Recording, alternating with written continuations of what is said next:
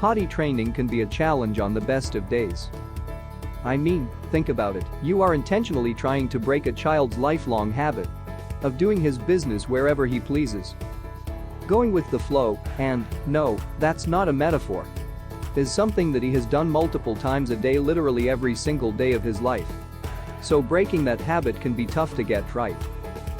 When your child has a disability, being toilet trained is not out of reach. It just may take a little bit of extra preparation, patience, and persistence. Signs of readiness. We recently published an article about the signs for potty training readiness. And they really aren't different for kids with disabilities. Your child may show that he is ready to potty train when he is a little bit older than the average of 3 years old. But look for those signs and get prepared to make a big deal out of every milestone. One of the best indications for potty training readiness is having good communication about the toilet. Your child needs to be able to let you know when he is dry or wet, and if there is poop or just pee in his diaper. Since the range of disabilities that can muddle up communication is so vast, we've created a little list to touch on some of the ways you can modify your approach to toilet training. If your child is nonverbal, don't fret.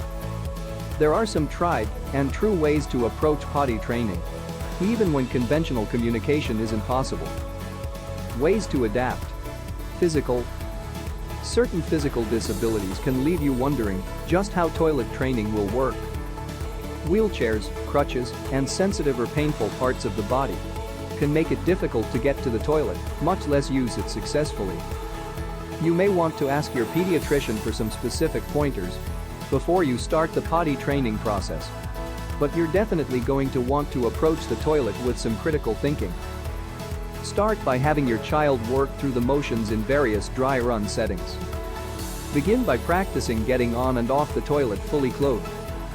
Then practice pulling on and off clothing that is easy to remove, elastic waistbands and soft fabric. These no-pressure practices are helping your child build up muscle memory and confidence. That will help him be successful later on in the process. There are also some physical things that you can add to your bathroom to help your child potty train. Look for toilet supports and wedges at your local medical supply store. And consider installing handrails in the bathroom to enable your child to get on and off the potty by himself. If your child is a boy and has difficulty sitting down, there are some toilet attachments that turn any potty into a urinal so that your bathroom is safe from spray. Hearing. If your child is hearing impaired, decide on a pair of signs so that he can let you know when he's ready to go. Consistently use those signs and that routine each time that you use the potty so that he can associate the action with the sign.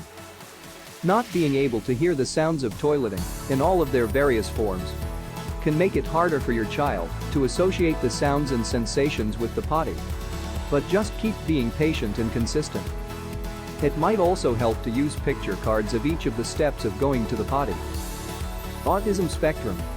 The autism spectrum ranges so much that it can be challenging to narrow down exactly what will help your child succeed. Your best bet is to go slow and try to put yourself in his shoes. People on the autism spectrum often have sensory issues, so the loud flush of the toilet, the inconsistent spray when it flushes, a drippy faucet, flickering bathroom light, all of these things can work against you as you try to potty train.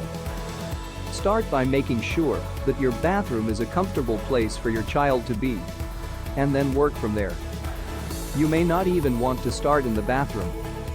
It might be better to start potty training using a potty chair in a completely different room where the child is comfortable and there isn't too much newness at once.